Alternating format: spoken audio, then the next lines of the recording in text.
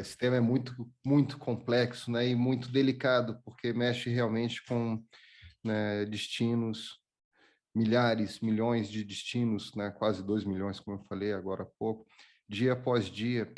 Eu acho que é o grande tema, né, como a Aline colocou, que divide a esquerda e a direita nas sociedades, né, desenvolvidas, democracias liberais desenvolvidas, né? Como a Raquel comentou no caso da Merkel na Alemanha, e quer dizer, a Aline também apontou para a lógica econômica, especialmente do ponto de vista dos migrantes, certamente, né, Aline?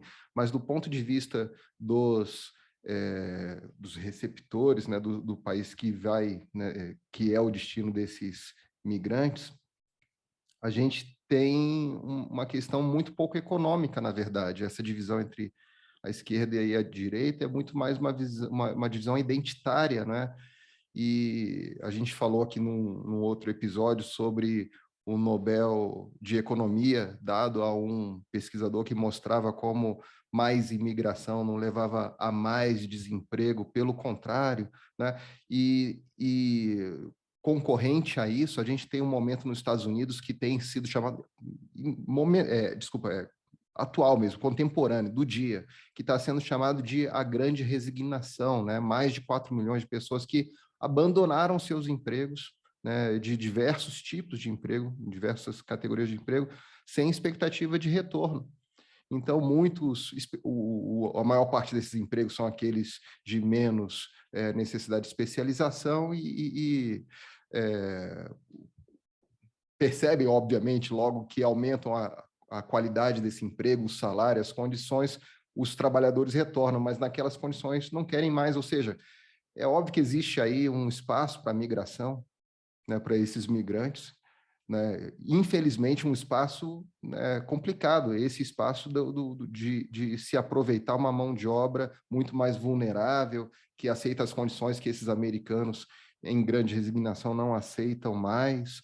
Então, quer dizer, não é, ao contrário daquela frase, né, não é a economia, seu estúpido. Nesses países o problema é outro, é um problema realmente cultural e que divide, enfim, e vai colocar uma grande carga sobre o governo Biden, né, inclusive no debate da sua reeleição, porque ele prometeu alguma coisa, resolveu o problema da migração, né, o acolhimento, né, a inserção na sociedade, enfim, agilizar esses processos, tornar esses processos mais transparentes e programados, né, Raquel, como eu acho que estava também na sua fala, até para evitar que aqueles coiotes explorem, né, a falta de informação, de expectativa, né, quanto a processos de asilo para esses migrantes, né, enfim.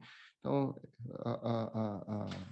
acho que a questão é muito séria. Eu queria, né, ouvir mais de vocês e depois também fazer uma sugestão de leitura. Aliás, seguindo a nossa sugestão do nosso querido espectador, Rogério. Rogério, sobrenome?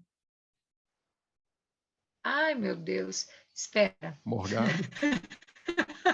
Rogado. Rogério Rogado. Rogado. E o Rogério pediu, né, no último evento que teve aqui, acho que com a professora Renata, a Renata sugeriu algumas leituras, então que a gente deixa aqui nos comentários, a gente vai deixar ao final aqui essa obra que é artigo que a professora Raquel citou e outros que a gente venha citar aqui também.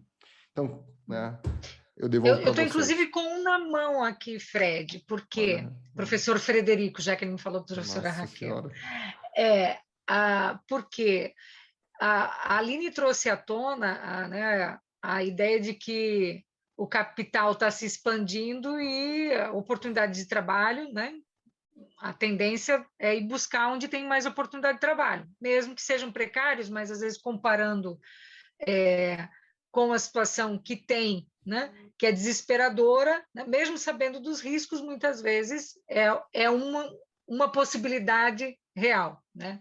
Não imagino que alguém mande seu filho para o outro lado do muro se não acha que do outro lado do muro vai estar melhor. Né? Então, a gente viu esses atos aí de desespero.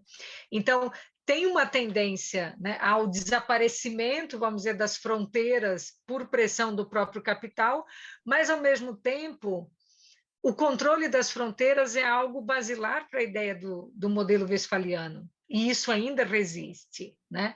E aí eu resgatei hoje esse autor aqui, não sei se vocês o conhecem ou não, a Aline deve conhecer, né? O Michel Fouché, Obsessão por Fronteiras, e aí tem um trechinho que eu acho que é bem essa discussão, né, de por que nesses momentos a fronteira fica tão visível nesse debate. Então, tem um trechinho que ele diz assim: a fronteira para o Estado, um teatro onde a legitimidade de seu poder é observada com atenção. Nada de mais desastroso para uma autoridade soberana do que ser acusada de ter perdido o controle de sua fronteira. Sua missão é de garantir segurança.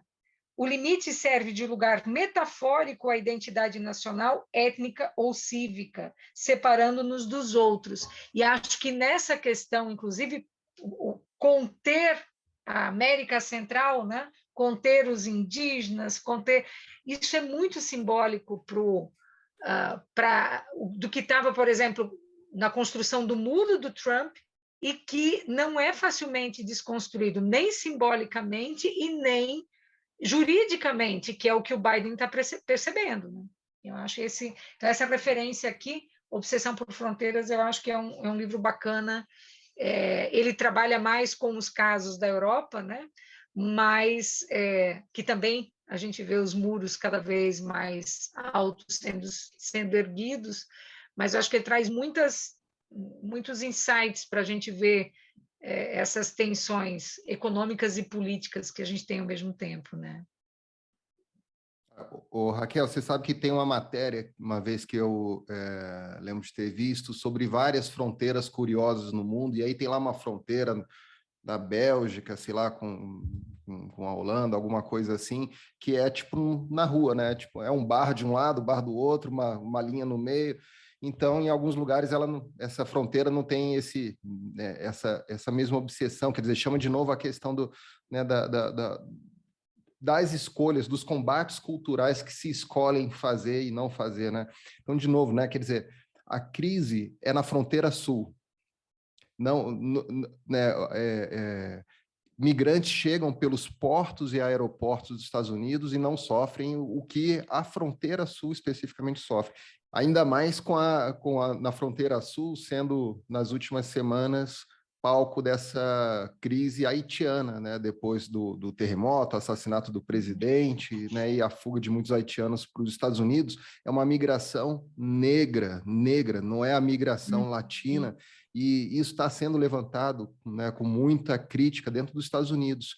Eu não sei se vocês já viram, Aline, é parte daquela foto que a gente viu no dia que a Renata estava aqui, mas eu vi o vídeo e a acusação que naquele dia era só a foto daquela mesma imagem, né, e o vídeo daquela imagem, hoje está circulando, hoje, quer dizer, nessa semana está circulando a acusação dessas patrulhas de fronteira de usar chicotes com essa população. Assim, as imagens são gritantes e perguntaram lá para a porta-voz do Biden, ela obviamente disse que não concorda com qualquer coisa, né, parecida, não tem como imaginar uma situação em que esse uso do chicote seja apropriado, mas, enfim, tentou se esquivar e é muito grave, né, Aline? Sim, é vergonhoso e desanimador. A gente, no ano de 2021, está passando ou vendo uma situação como essa que, na verdade, escancara questões como a gente já discutiu aqui também de racismo, né? Racismo, e é isso, né?